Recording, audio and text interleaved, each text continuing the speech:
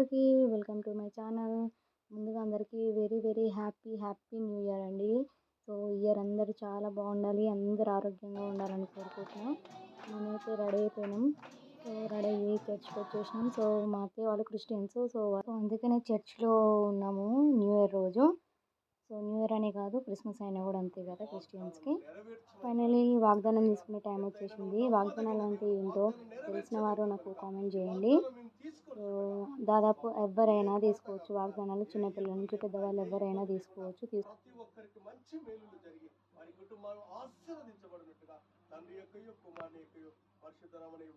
Prayer చేయడం అయిపోయిన తర్వాత ఇక వాగ్దానాలన్నీ డిస్ట్రిబ్యూట్ చేస్తున్నారు, పనిచేస్తున్నారు అందరికీ. సో అందరూ తీసుకోవాలి.